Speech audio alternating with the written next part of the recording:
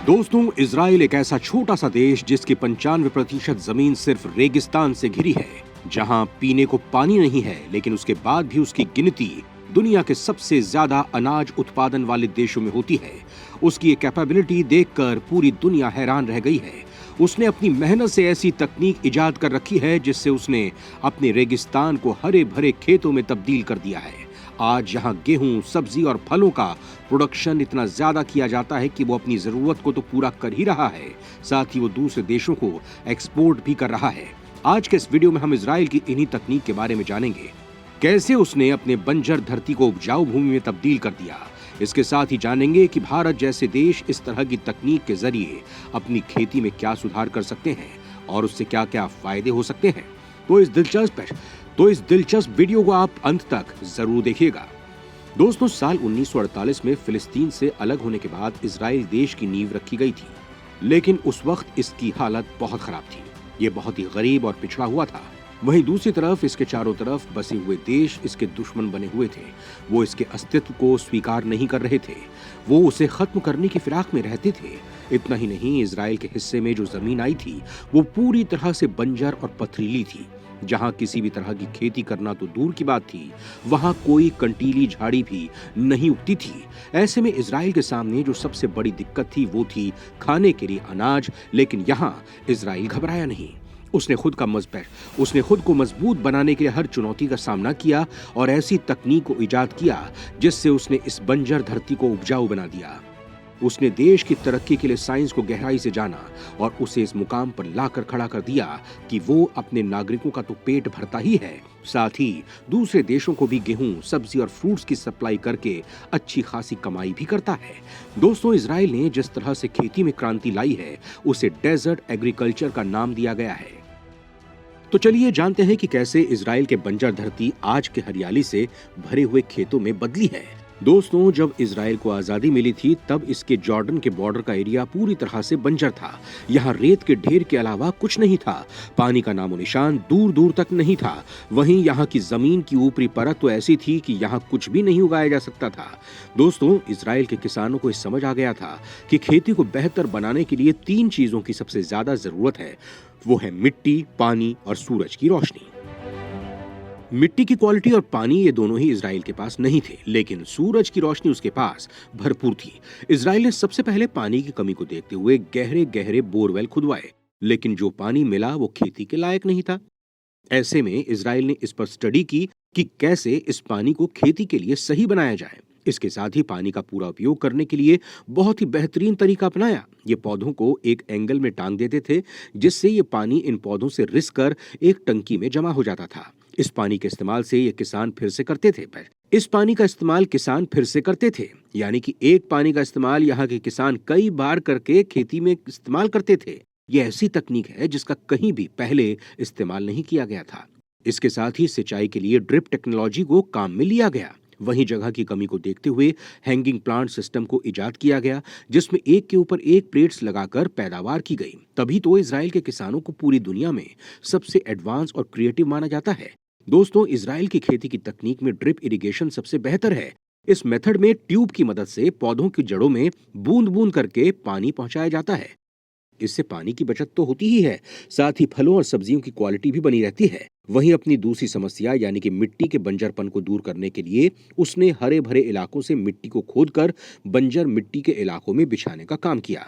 अब यहाँ के किसानों के पास उपजाऊ मिट्टी, पानी और सूरज की रोशनी तीनों थे। आज यहाँ हरे भरे खेत हैं, चारों तरफ ग्रीन हाउस नजर आते हैं। इतना ही नहीं, इस बंजर भूमि में इजराइल जिस तरह से खेती करता है और जिस क्वालिटी की पैदावार होती है वो बहुत ही टॉप होती है, जिसकी डिमांड पूरी दुनिया में है।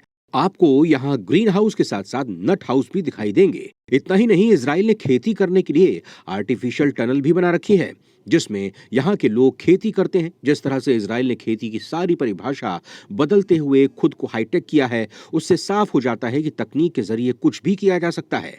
यहाँ ग्रीन हाउस भी काफी एडवांस होते हैं, जहां फसल की मॉनिटरिंग के लिए स्मार्ट टेक्नोलॉजी को काम में लिया जाता है। इसके अलावा इजराइल वाटर रिसाइकलिंग की तकनीक को काम में लेता है। ये अपने 95% वेस्ट वाटर को रिसाइकिल करता है, जिसको खेतों में काम लेता है। इसके लिए बड़े बड़े रिसाइकिल प्लांट लगाए जाते हैं। जिसमें वो पानी को रिसाइकिल करके पीने के लायक बना देते हैं। इससे पीने के पानी की कमी और खेती दोनों की कमी को पूरा किया जाता है। इजराइल अपनी खेती में काफी एडवांस तकनीक को भी काम में लेते हैं। ये सैटेलाइट की मदद से अपने खेतों की एक्यूरेट इमेज बनाते हैं। इसके बाद डेटा कलेक्ट करके खेती के लिए डिसीजन लेते हैं। इसके साथ ही वो अपनी खेती के छोटे छोटे हिस्सों को एक्सप्लोर करते हैं और ये जान सकते हैं कि किस पौधे में बीमारी है और कौन से पौधे खराब हो रहे हैं। इससे फसल की क्वालिटी को बढ़ाया जाता है। इसके अलावा इजराइल के किसान बायो पेस्टिसाइड का यूज करते हैं। वो अपने खेतों को कीड़ों से बचाने के लिए केमिकल का यूज ना के बराबर करते हैं, क्योंकि उनका मानना है कि केमिकल से भले ही कीड़ों से बचाव हो जाए, लेकिन फसल की क्वालिटी खराब हो जाती है, साथ ही मिट्टी भी खराब हो जाती है, उसकी गुणवत्ता चली जाती है। वहीं केमिकल का सबसे ज्यादा बुरा असर सेहत पर पड़ता है। इसीलिए यहाँ के किसान बायो फर्टिलाइजर को काम में लेते हैं। वो बिना केमिकल फर्टिलाइजर के अपने उत्पादन को बढ़ाते हैं और अच्छी खासी इनकम भी हासिल करते हैं। दोस्तों, इजराइल के ये सारे उत्पाद महंगे दामों पर बिकते हैं क्योंकि वो ऑर्गेनिक होते हैं। वो देश के नागरिकों की सेहत से खिलवाड़ करके ज्यादा से ज्यादा उत्पादन का लालच नहीं करते हैं। लेकिन भारत में यह स्थिति बिल्कुल उल्टी है। यहाँ ज्यादा पैदावार करने के चक्कर में केमिकल का यूज लिया जाता है, जिससे ज्यादा पैसा कमाया जा सके, भले ही इसमें हमारे नागरिकों की जान ही क्यों ना चली जाए। इसके साथ ही इजराइल रोबोट्स को भी खेतों में काम में लेता है, जो यहाँ बीज बोने, पौधे लगाने, फल तोड़ने का काम बहुत ही परफेक्ट तरीके से करते हैं। वहीं खेती में सेंसर का भी यूज किया जाता है। ये बताता है कि किस पौधे को किस चीज की जरूरत है। ड्रोन के जरिए पहले इस बात की स्कैनिंग की जाती है कि पौधों को किसकी जरूरत है, उसे कोई बीमारी है या नहीं, पानी की जरूरत है या नहीं, या फसल में खरपतवार है। इसकी सारी जानकारी कंप्यूटर तक पहुंचाई जाती है। इसके बाद सेंसर के जरिए फसल की पूरी स्टडी की जाती है और पौधे की हर जरूरत को पूरा किया जाता है। यानी कि आप सेंसर के जरिए अपनी फसल से कम्युनिकेट करते हैं। इतनी एडवांस तकनीक के जरिए इजराइल के किसान अपनी खेती करते हैं। दोस्तों, इस तरह की तकनीक को देखकर ये महसूस किया जा सकता है कि भारत को इसकी कितनी जरूरत है, क्योंकि भारत एक कृषि प्रधान देश है। हमारे यहाँ आज भी सबसे ज्यादा खेती होती है, लेकिन हमारे पास तकनीक की कमी की वजह से हम पिछड़ जाते हैं। अगर यहाँ इस तरह की तकनीक आती है तो आप सोच भी नहीं सकते हैं कि हमारे यहाँ होने वाली खेती के उत्पादन को कितना बढ़ाया जा सकता है। वो दुनिया का सबसे ज्यादा उत्पादन करने वाला देश बन जाएगा। फिर उसे इस मामले में पछाड़ने वाला कोई नहीं होगा। भारत में पानी की कमी है, इसके साथ ही फसलों में होने वाली बीमारी की भी ज्यादा जानकारी नहीं है। इसके अलावा अगर यहाँ बायो फर्टिलाइजर का यूज लिया जाएगा तो यहाँ होने वाले हर प्रोडक्शन को अच्छी खासी कीमत मिलेगी, क्योंकि वो ऑर्गेनिक होगा। ऐसे में हमारे यहाँ किसानों की हर समस्या भी दूर हो जाएगी, वो गरीब नहीं रहेंगे और हम इस सेक्टर में दुनिया के सबसे टॉप जगहों पर होंगे। खेती बढ़ने से हमारा एक्सपोर्ट बढ़ेगा और एक्सपोर्ट बढ़ेगा तो इनकम बढ़ेगी। वहीं इनकम बढ़ने से इकोनॉमी में ग्रोथ आएगी और जिससे हम एक विश्व शक्ति बन जाएंगे। इस बारे में आपका क्या कहना है? क्या हमारे किसान को ऐसी तकनीक की जरूरत है? क्या हमारी सरकार को इस पर ध्यान देना चाहिए? हमें कमेंट बॉक्स में जरूर बताएं।